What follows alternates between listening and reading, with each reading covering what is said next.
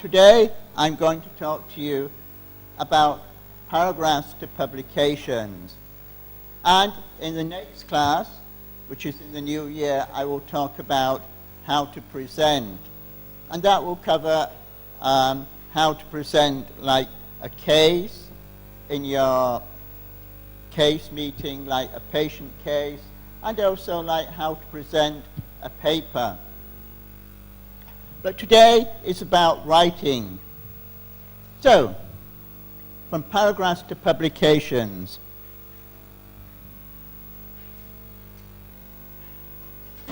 There are four main parts to my talk today. The first, I'm going to talk about what is a paragraph. Then I'll talk about the structure of a paragraph. Now, the structure of an English paragraph is rather different to the structure of a paragraph in Thai.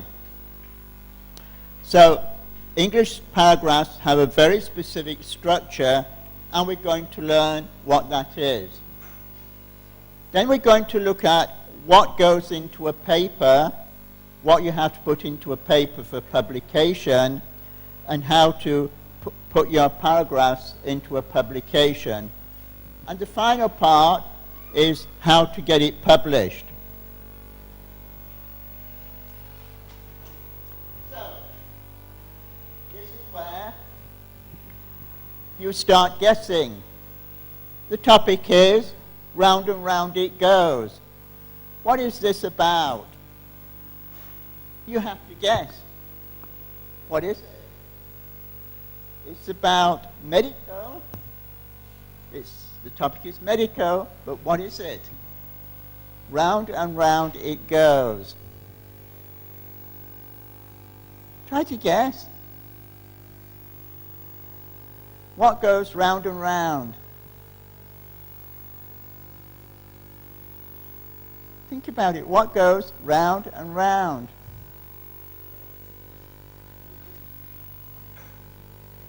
What goes round and round? No? What goes round and round?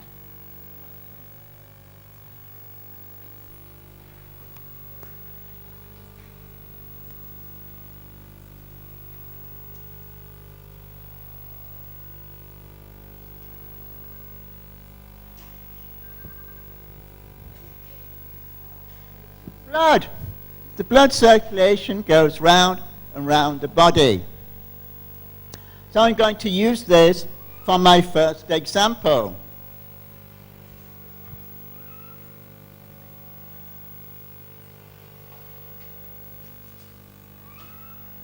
So first, the writing process. When we want to write,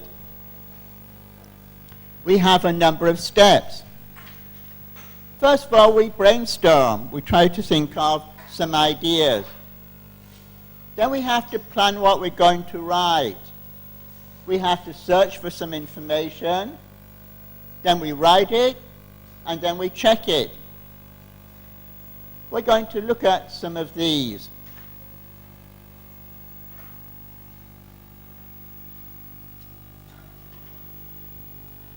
So,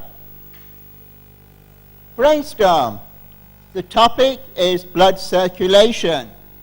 You've got a blank sheet of paper. Everybody got a blank sheet of paper when they came in. Take your blank sheet of paper and brainstorm about blood circulation. 3 minutes. Starting now. Brainstorm about blood circulation. Make notes. On this one, make notes about blood circulation. Try brainstorming. The topic is blood circulation. You want this one? Make notes about blood circulation.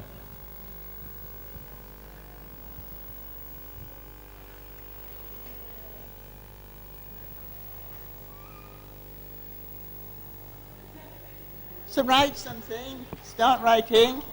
Blood circulation. Make notes.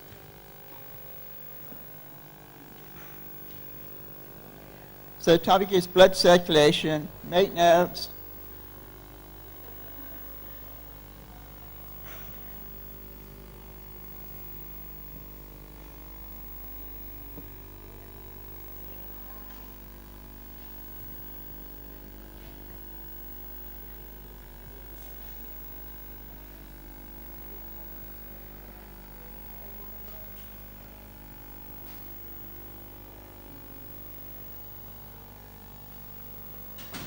Come in, sit down.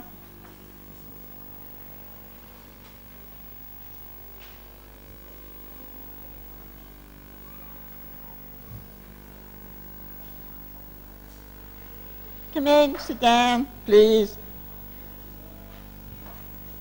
When you came in, for the people who've just come in, you got a blank piece of paper. And the topic is blood circulation. On your blank piece of paper, make notes about the topic of blood circulation. On the blank piece of paper, this one, the topic is blood circulation, make notes. The topic is blood circulation, you're going to write about it, make notes on this piece of paper. So, put some notes on your piece of paper about blood circulation.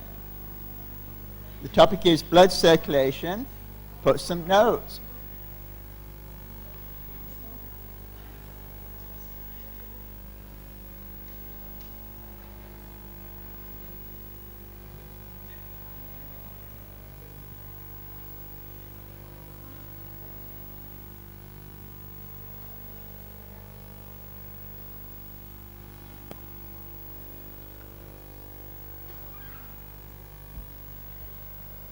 You've got 1 minute left. 1 more minute.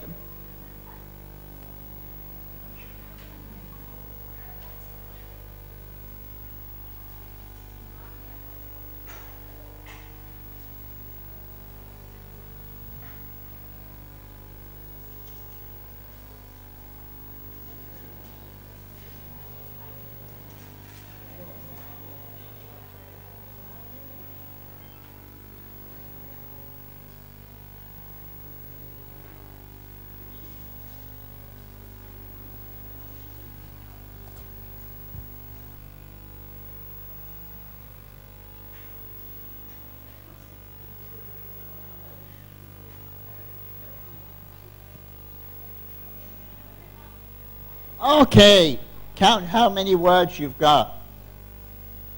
Let's see.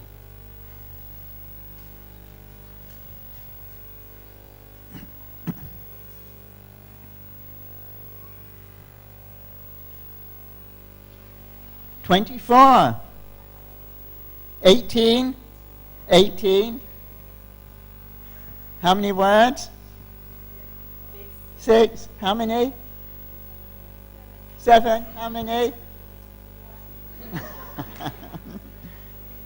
How many words? 3. None. 1. How many words? 7. How many? 10. None. How many? 12. How many? 1. How many?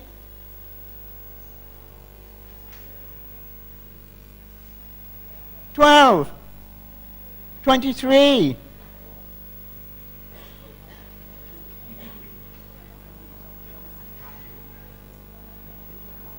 Hmm? 11. 7. Oh, let's try over here. How many? 11. 10. How many? 14. How many? 10. Okay. How many? 11. How many? 8. 6. 10. How many? 10. 8, 10. Oh, okay. Come in, please sit down. Well, let me show you what I got. So this is brainstorming, and I brainstormed about the topic of blood circulation.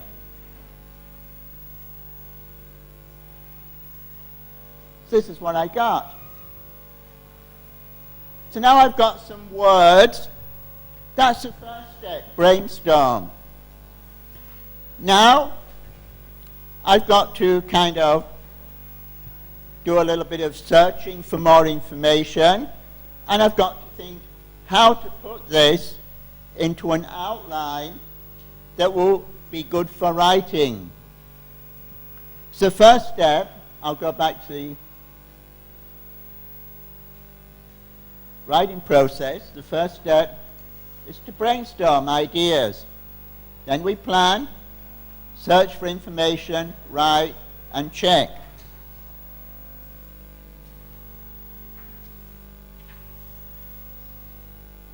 And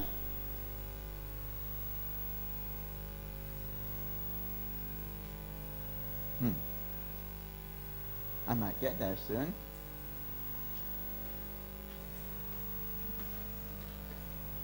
On too many. So these are words I got. Now, another way of brainstorming that you might use when you're writing a manuscript is like this. Have a little brainstorm for each part of your paper. But that's a little bit more advanced than we're going to do today.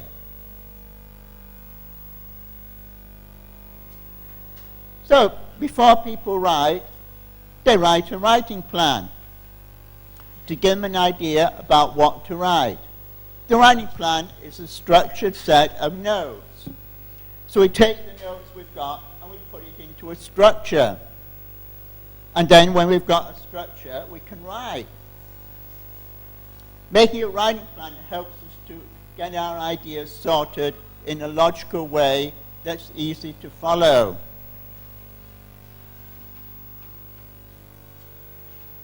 And it looks like this. Let's say I'm going to have 3 points. So I have the topic, point 1, some details, point 2, some details, point 3, some details, and then I conclude. And that would be my writing plan. So, let's see what that might look like. I decided my first point I would write about the heart and the function of the heart to pump. Then my second point would be the lungs and talking about oxygen transfer.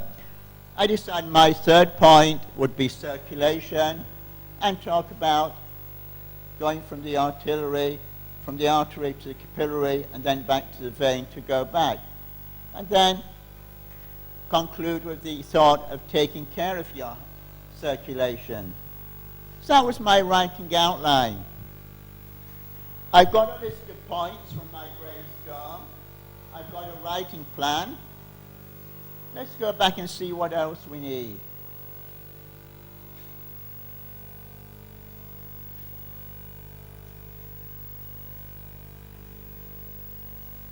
We'll get there in a moment.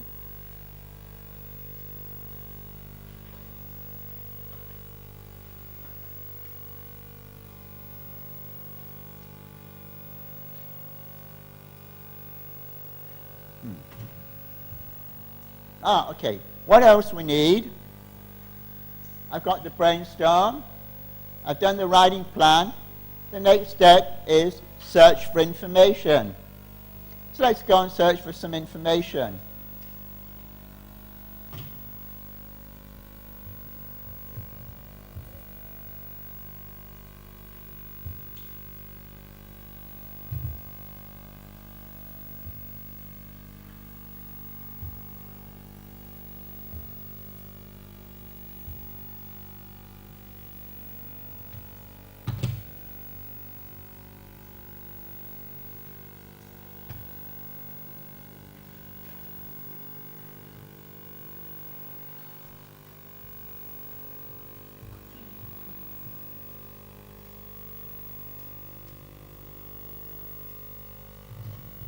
Ah, okay.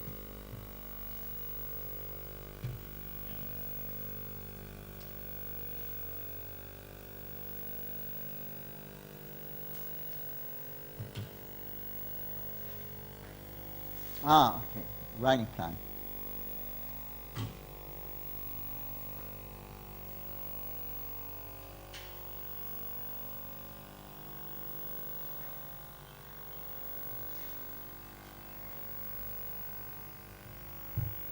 Okay.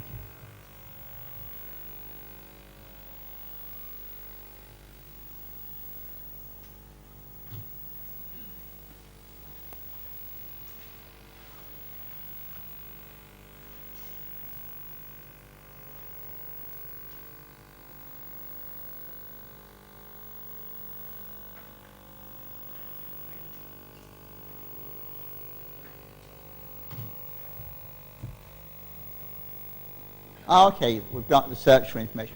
Now, we've brainstormed. We've got our writing plan. We're going to search for some information. Ah, okay.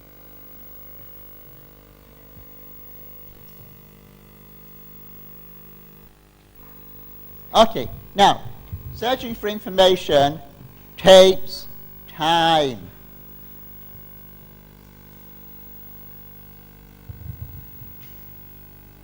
As we can see, it takes time. Oh, that. Yeah, okay. Let's try. Search for information. It takes time. Let's see.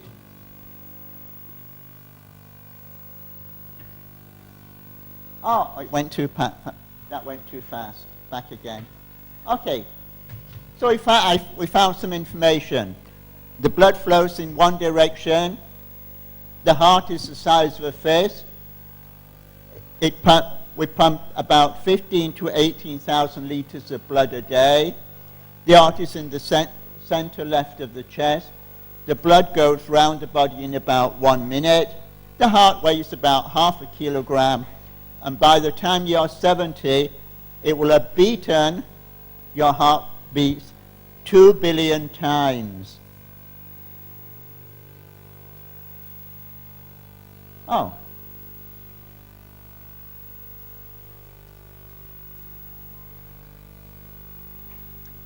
We lost a bit there.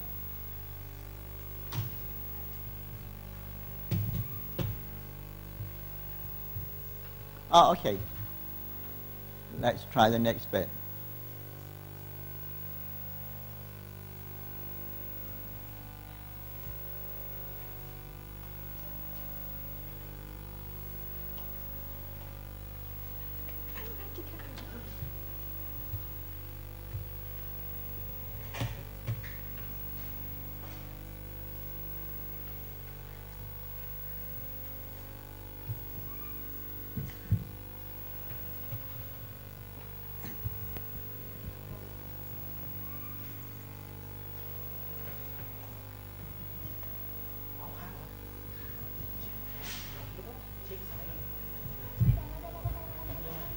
Oh. Oh, okay. Oh,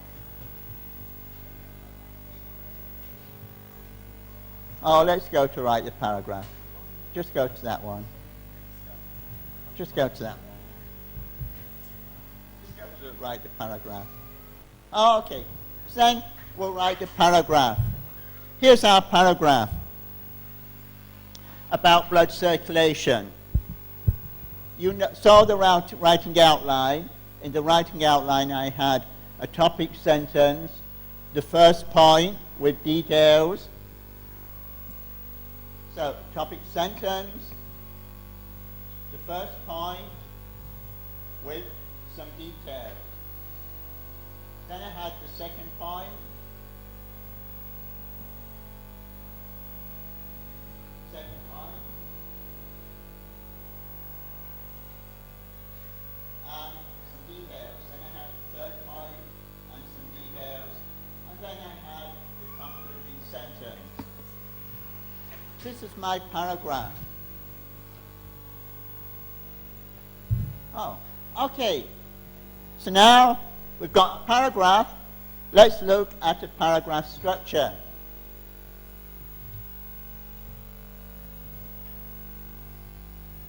A good paragraph has a topic sentence, supporting points with details, and a concluding sentence. It covers one topic. Use a new paragraph for a new topic. This is what it looks like. A topic. First supporting point, details. Second supporting point, details. End supporting point, details. Concluding sentence. The topic sentence usually goes near the front. The concluding sentence goes near the back. But a good writer often puts an attention getter near the top to get the reader interested to read. It's optional, you don't have to do it, but it makes the reader more interested to read. And so we often put it at the top. So then, next comes the topic sentence. It's usually the first or second sentence in the paragraph. It tells you what the paragraph's about. It gives the topic and the main idea. One topic per paragraph. And your opinion about that topic that you're going to share in the paragraph. Now, you can give a fact, but there's not a lot you can talk about a fact. A fact is the blood goes round the body in about 1 minute. But what can you do with that fact? You can't develop it very much because it's the fact. But an opinion can be developed because you can explain it. You can give reasons. You can give examples. The topic wants to be suitable. So like if I choose the heartbeat, it's maybe a little bit too short. But if I choose the heart, the topic is probably too long. I can write a book about it. So the topic wants to be suitable, not too long, and not too short. In the topic sentence, we don't put any details. They come later. Okay.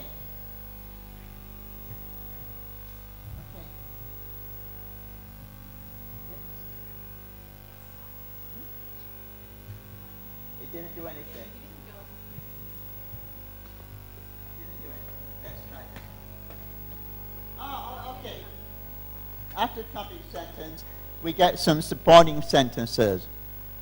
The supporting sentences, we have as many as we want, but normally recommended about 6 is good. 12 is probably too many. And a concluding sentence. But we need to think about what order to put those supporting sentences in. We'll get some ideas of good order in the next slide.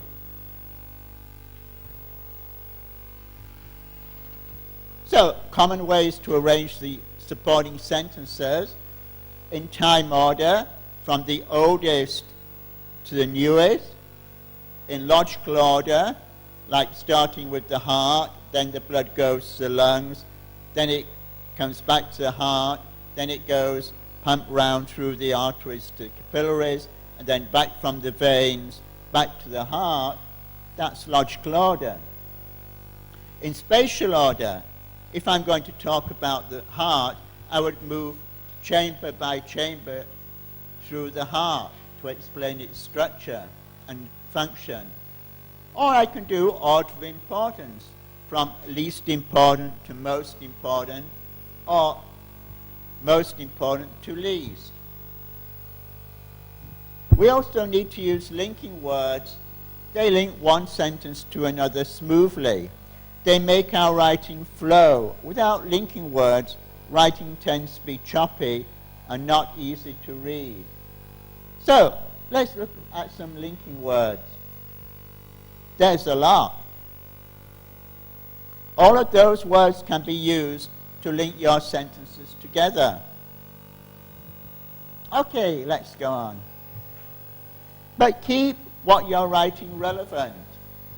If a point does not relate to a paragraph topic, put it in a new paragraph. If a paragraph has too many points, group them together and write a paragraph on each group. Okay, next topic. Okay, the concluding sentence. It should summarize the paragraph's main ideas, paragraph the topic using different words. It should give an opinion, suggestion, or comment on the topic. The concluding sentence should can speculate about the future of the topic. Speculate is to make a guess or an estimate. But a concluding sentence at the end of a paragraph must not introduce any new point. Now, one thing about topic sentences and concluding sentences is they should agree. They should say the same thing, but not use the same words.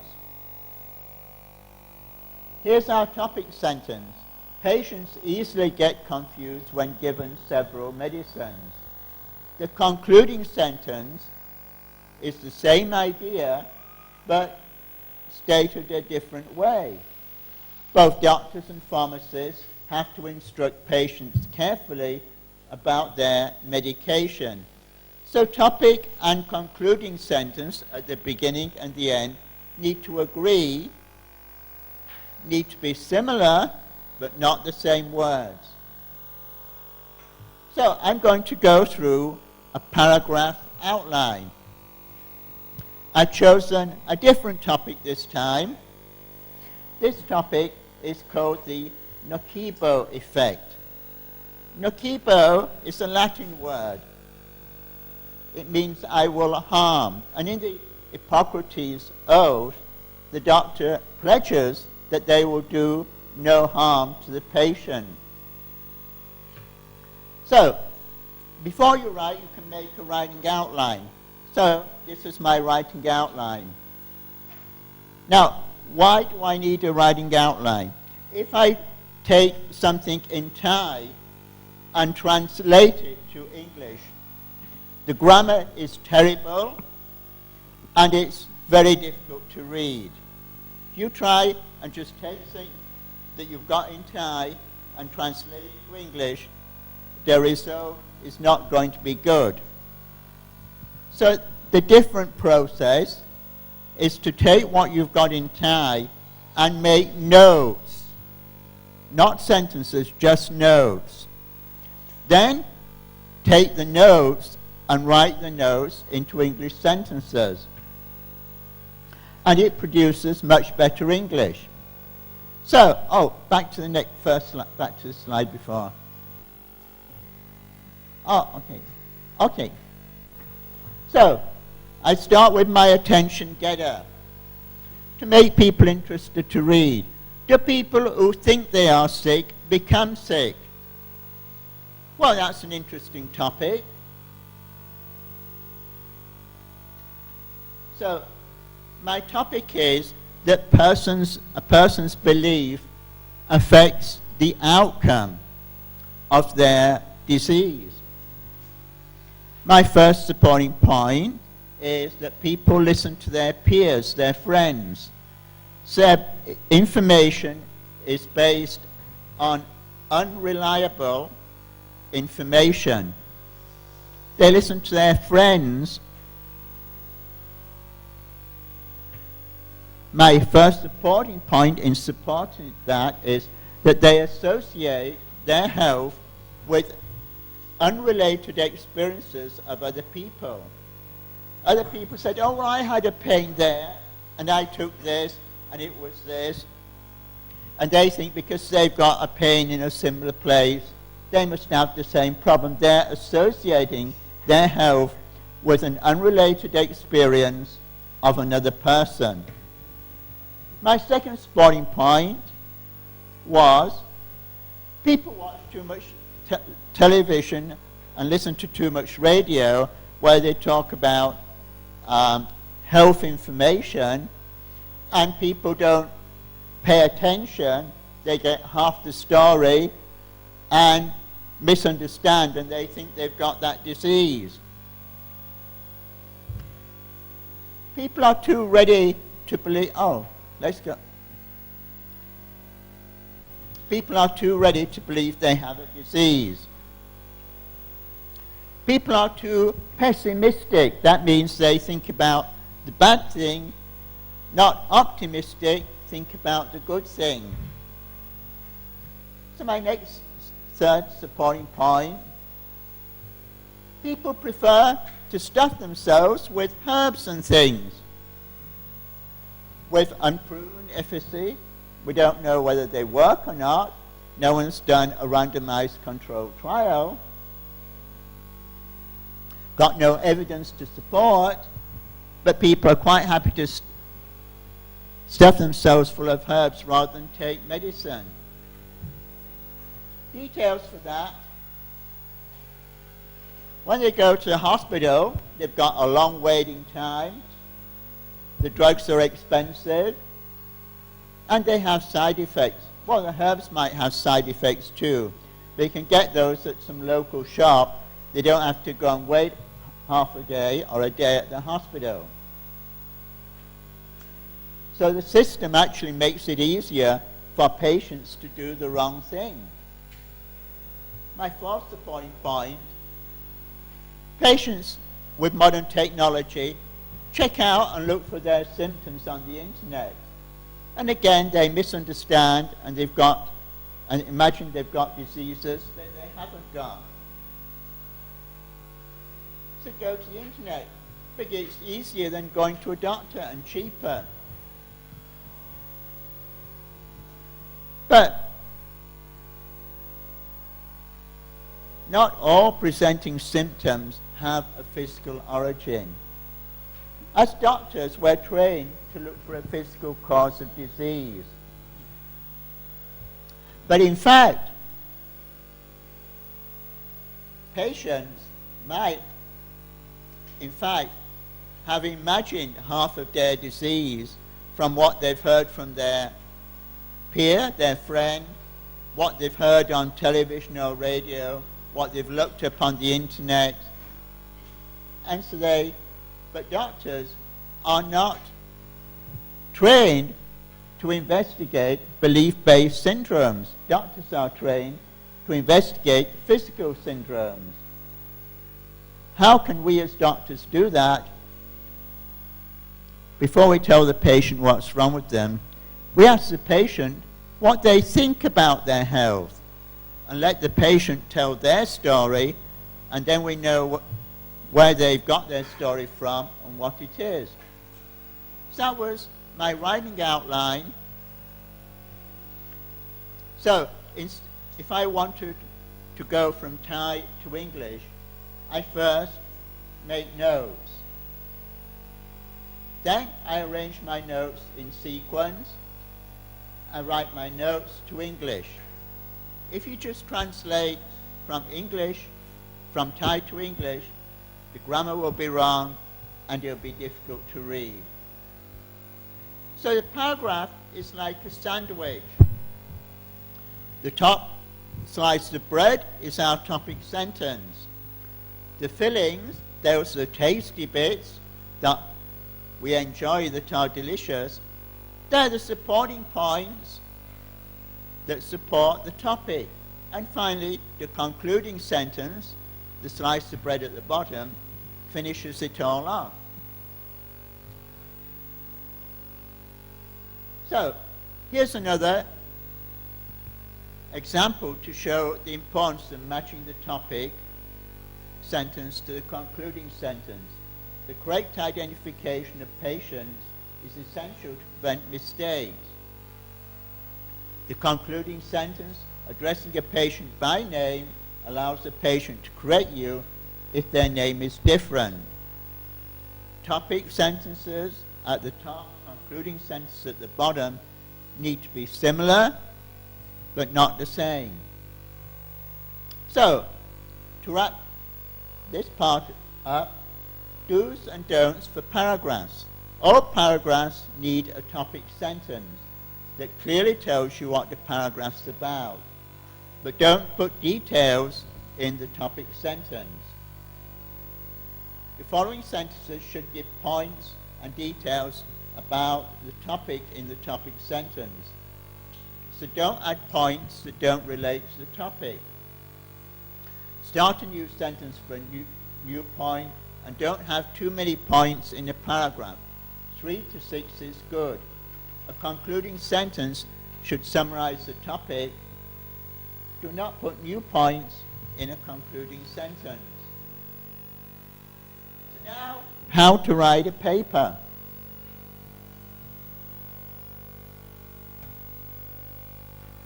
The first idea is to talk about the value of information. The next is to talk about the standard format that journals expect of you for publication. The third is to talk about the usefulness of research, and then how we go from a paragraph to a paper. So first of all, useful information is valuable. If it's not useful, the information is not valuable. But to be useful, information needs to be shared. We might have done some research, but if we don't share that research with other people, the only people who know it are us, and nobody else benefits. So information, useful information is valuable, and useful information needs to be shared. And how do we share it? We publish it. That's not easy. We'll talk about how difficult later. But to get it published, we've got to put it into a standard format.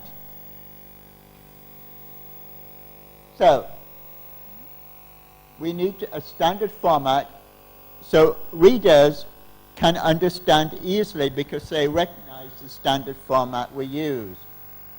And journal editors require you to present them with papers in the standard format of that journal. And if you don't, they'll just reject it. If you don't put it in the standard format that journal wants. Can we go back? Oh, okay. So editors publish authors' guidelines on their websites to tell you about the format they want. Okay.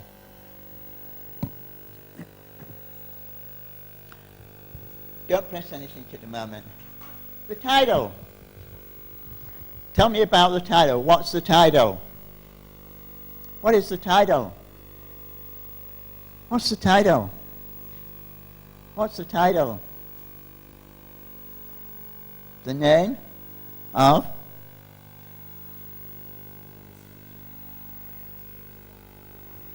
The name of your article. Now, titles need to be interesting and informative. Click. So it's got the name of your manuscript. What's the authorship? What is authorship?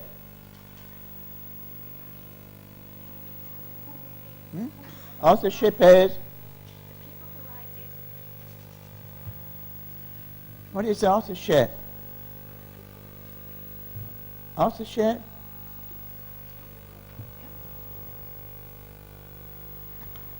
Click. Yeah, click. Author is all the contributors who helped to write the manuscript. All of them. What's the abstract? An abstract?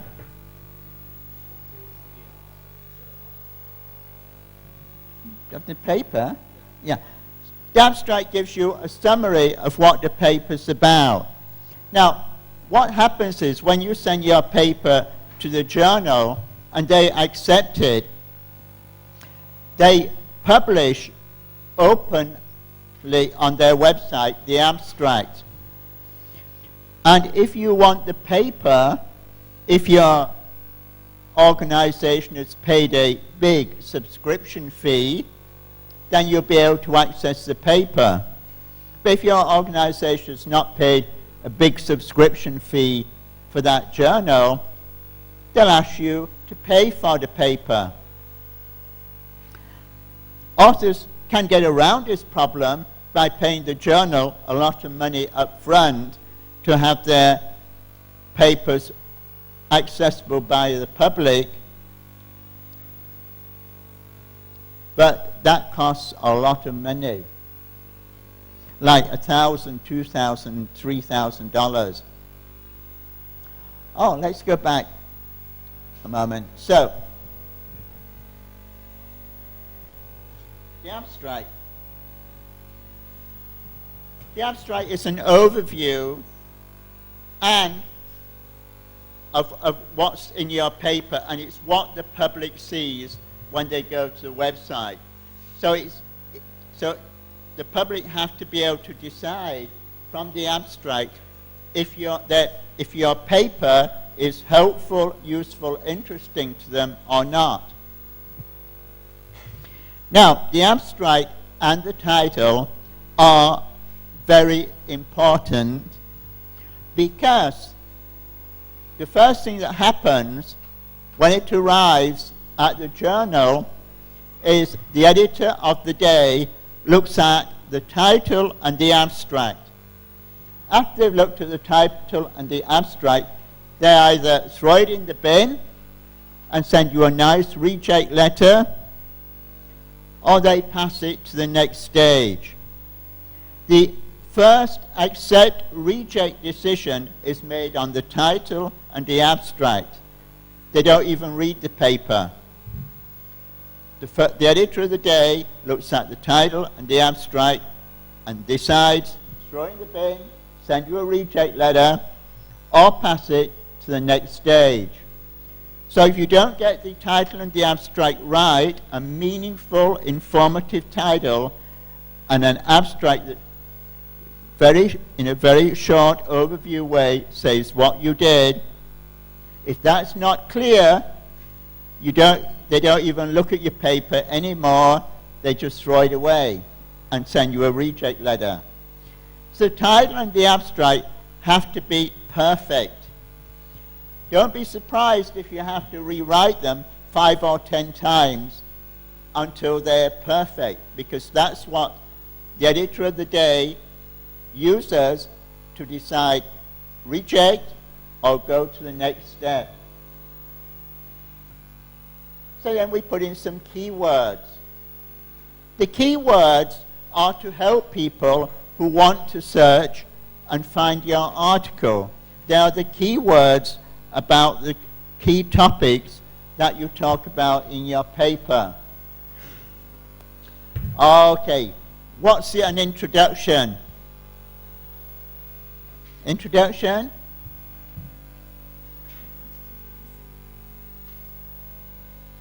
What does the introduction do?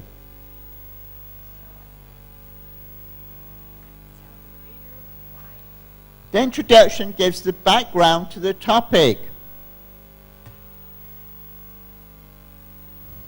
And it includes your research question and your research objectives that you've tried to look at in this paper and in the study you've done.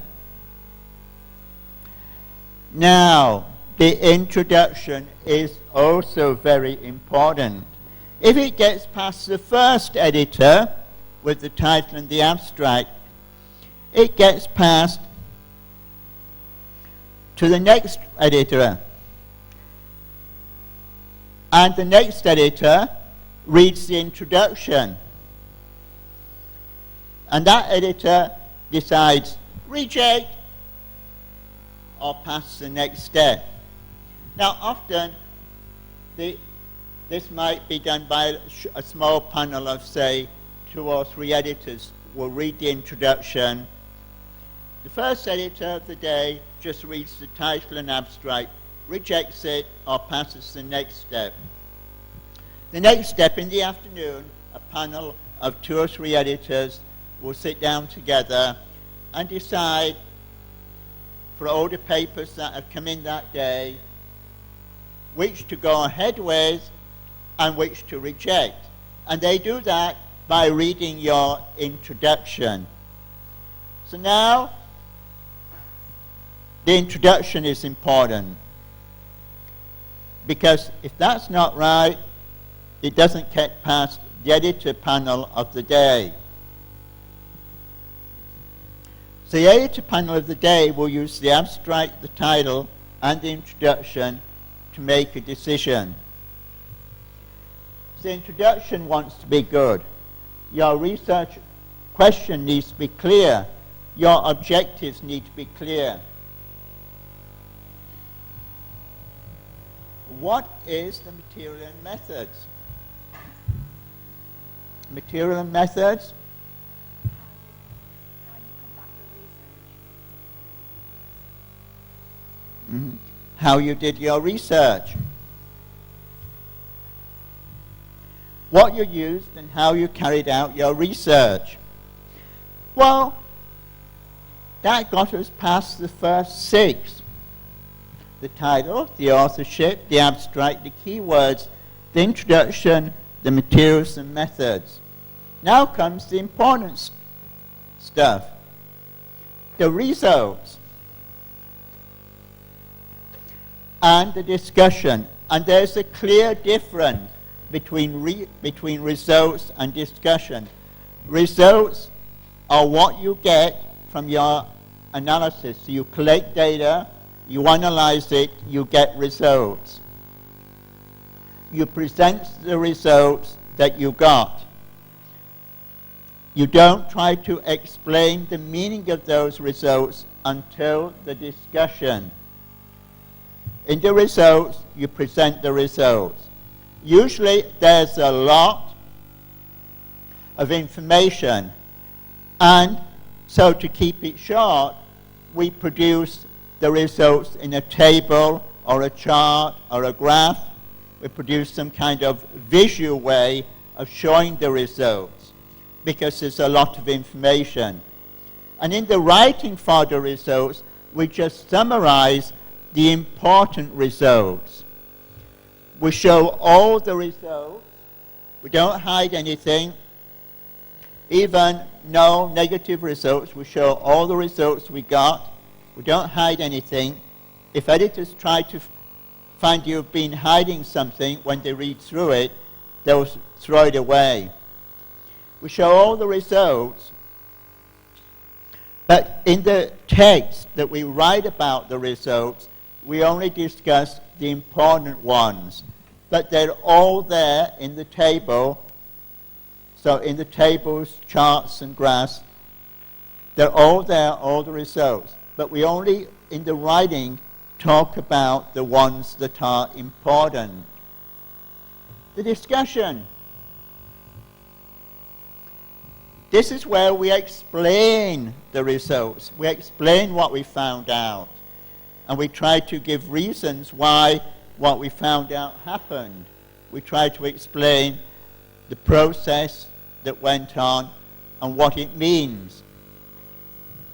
In the discussion, we try to explain how other doctors can use these results, how we can apply the results in clinical practice.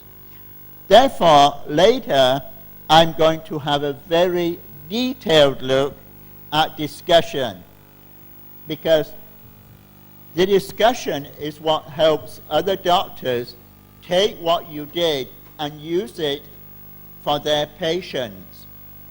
So if the discussion is not good, other doctors won't be able to use your work. So we're going to look in a lot of detail about what goes into the discussion. This is where you say why and how to use what you found out. The conclusion is a summary of the main points, and you should also discuss any limitations of your research Don't try to hide them. If your research had a small sample size, a short follow-up, say so. And then recommend a further study should be done with a larger sample size or with a longer follow-up. Don't hide information. Editors don't like that. State the facts. Okay, these are the limitations of my research, and this is what should be done by a future researcher to overcome those limitations. Now you would think, we've got to a conclusion, you'd think we were there. Oh, no, we're not there yet. We've still got quite a bit more to produce. Okay, let's look at the next bit. The acknowledgments. We have to clearly write in the acknowledgments everybody who helped us. Everybody who helped us gets their name mentioned in the acknowledgments. Conflicts. You have to write down anybody who gave you money to help you do the research and name them. So you must name who funded, who paid for your research. And then the references. Now, don't overdo it. Don't try and impress an editor with 100 references that you found. The editor won't be impressed. The editor doesn't want to put in their journal 100 references that have something to say about this subject. The editor would rather have the 10 or 20 most important references that relate to your topic. Not every one you found. The editor doesn't want to publish 2 pages of references. More like half a page is enough. So what an editor is looking for is the 10 to 20 most important references that relate to your topic, not every reference. They don't want to publish a big long list of references. They want a nice short list of the important ones. Then the figures and the tables. Most editors want you to submit the figures and the tables at the end or in a separate file. Why? When they lay out your text on the page, they will then try and squeeze down smaller your figures and tables and try and fit them in nicely to make a nice layout on the page. And that's easier to do if they're separate files. So a lot of editors ask you to present the tables and the figures as separate files so they can then adjust them to be smaller and to fit the space that they have available on the page. Usefulness of research. We've got some interesting results. Let's share them. Our research is original. It's not been done before. So let's tell everybody about it. And, okay. So now, the detail. I've given you the overview. Yeah, that was the overview. The detail. An inspiring title for your paper. How to get an inspiring title? Look at your keywords you've selected. Look through your paper and see what are the important words, the words that keep getting repeated over and over again. And try and use these to help you create an inspiring title. Make your title show how your study is different, like multi-center, large sample, long follow-up, why it was different from the other ones. One thing we don't do is put abbreviations in titles unless they are very standard ones. The abstract Clear and concise. Concise means short.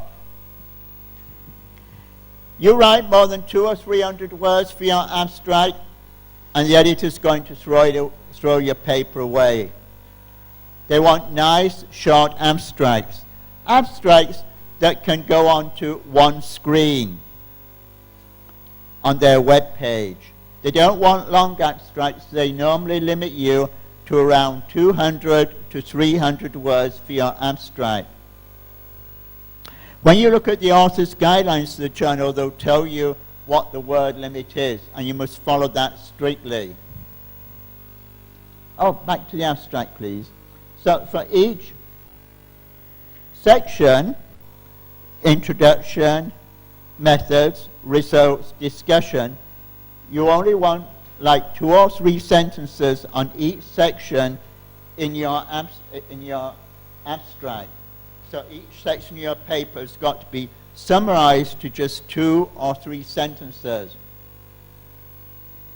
And remember, accept or reject, the first pass is done on the title and abstract only. Background or introduction, what to put in. General information about the topic, summarize the most relevant literature. Not every paper that's been written, the most relevant. The top 5 or 6 is enough. Then come to your research question and your research objectives. And then talk about how your research objectives lead into the work you've done, your method, your results, and your discussion. The method. The basic structure, the materials and methods, the study design, the study setting, the study subjects. So like the setting, like a large tertiary hospital, multi-center hospital. The subjects, like elderly, pediatric. So what classification of subjects you use. Your data collection, how you collected the data, and the time period in which data was collected. The data analysis method that you followed, and the ethics approval. Let's talk about the data collection. Editors are not going to be impressed if your data is 5 years old. Sometimes researchers, people want to feel, oh, I've got to write a paper. Well, let's get some old figures out of the records and write a paper. That doesn't get past editors. They don't want some research, some data that's 5 years old. They want data that was collected in the last year or 2. Then the data analysis, how you did it, and then the ethics approval. Let's look at the results. Now, most of the results are going to be in tables, charts, and graphs. You present them as found, you choose the best graphics, and what you do in the text that you write about the results is you explain how the results answer your research question. All the information is in the tables and the graphs and the charts, but your text that you write explains how those results answer the research question.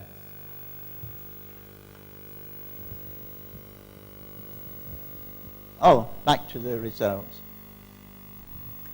So, the content, so how many subjects you recruited, how many made it through follow-up,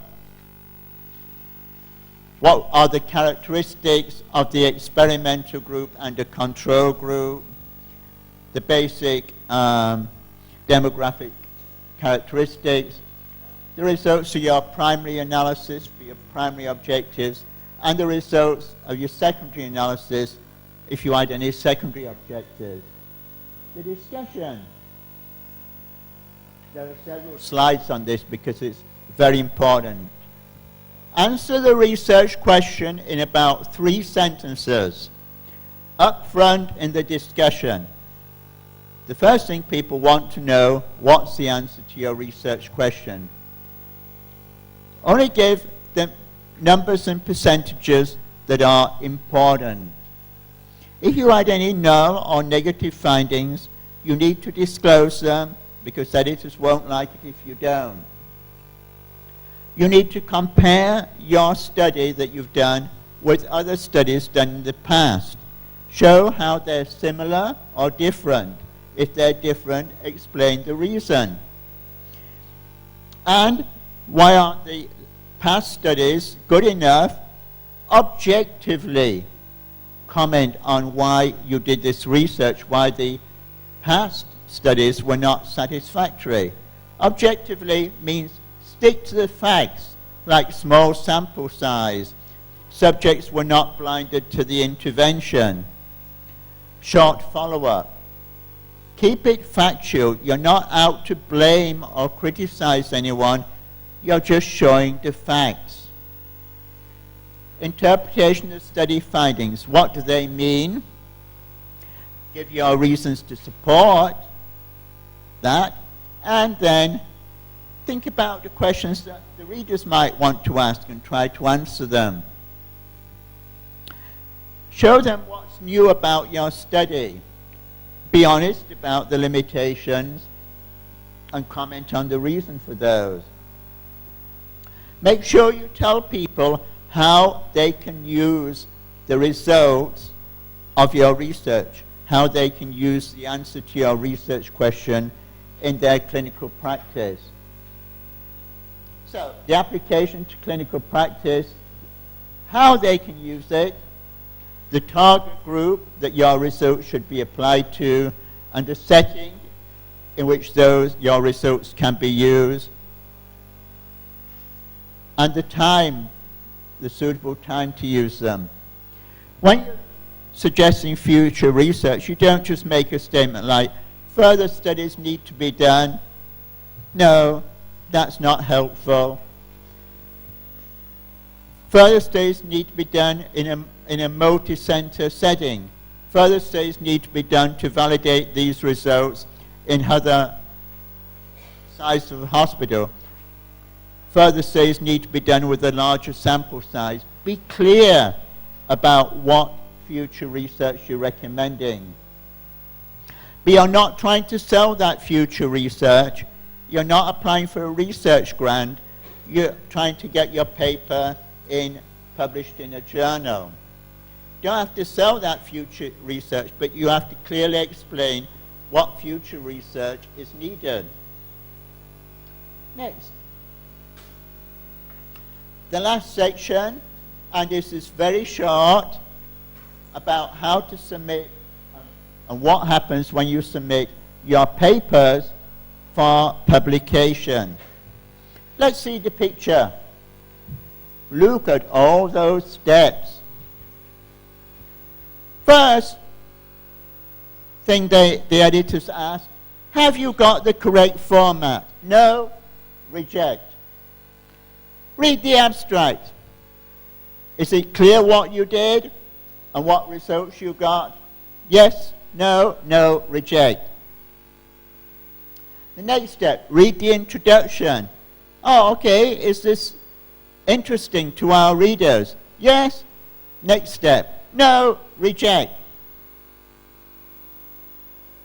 By now, I have removed 90% of the papers that journal received that day.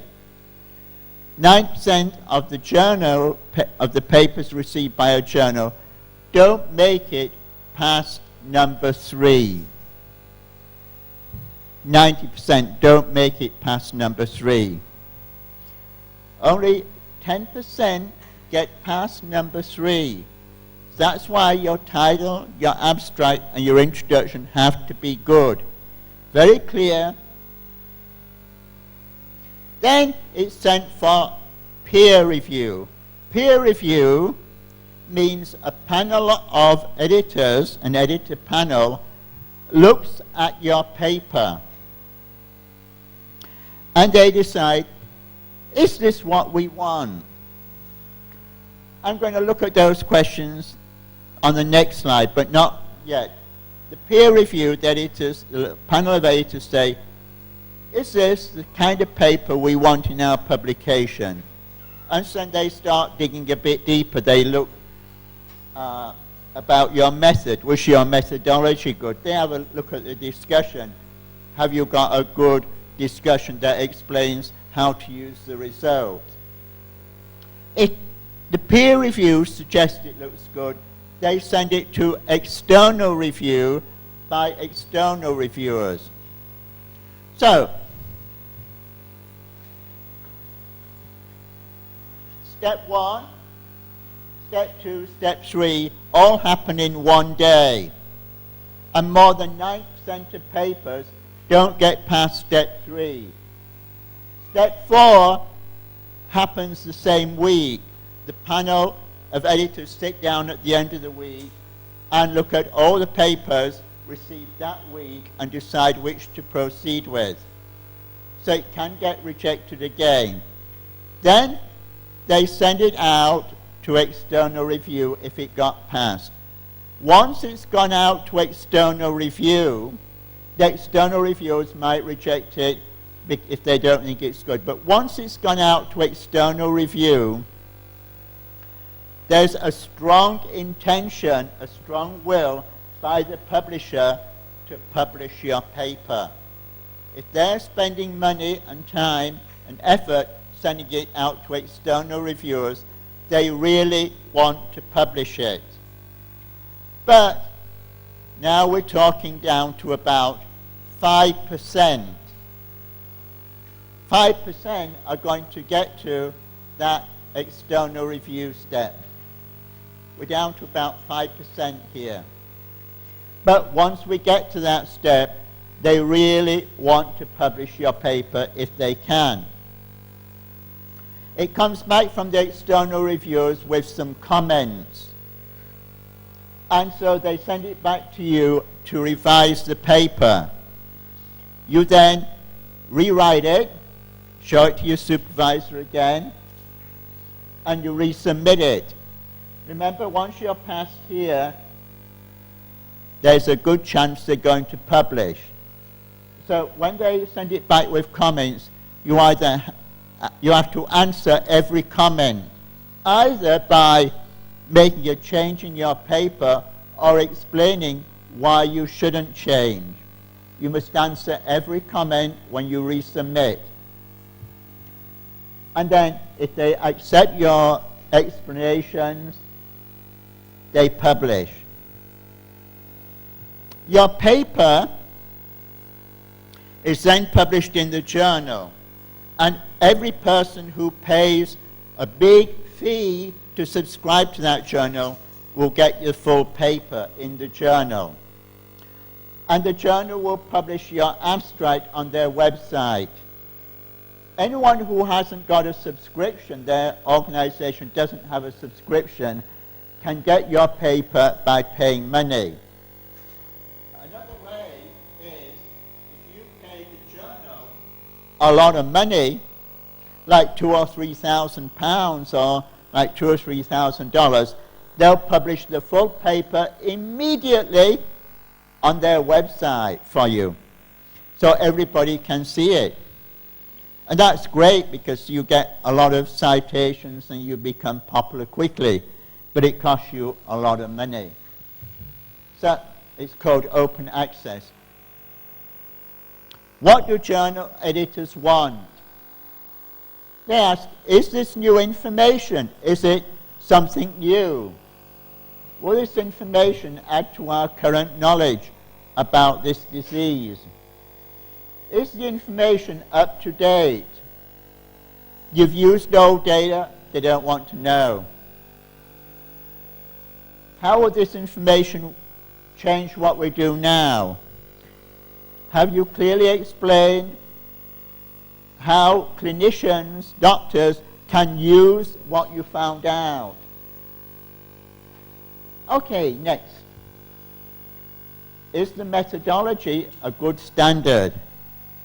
Have you got a good methodology? Did you correctly interpret the results? That's why you go to the stats department and get them to check your work. It is asked, how useful are the findings to readers of the journal? And the last question they ask is, have you followed the author's guidelines that they published on the website? If you met all of those, you might get your paper published. But remember, on the day, 90% of the papers that are received get thrown out. At the end of the week, 50% of what are left get thrown out. 5%, about 5%, get through to external review. Once you get to that step, once your paper's gone out to external review, there's a strong intention to publish your paper. So you follow all those steps, reading the comments carefully, replying to the comments, revising your paper, sending it back, because there's a strong intention to publish it. Thank you.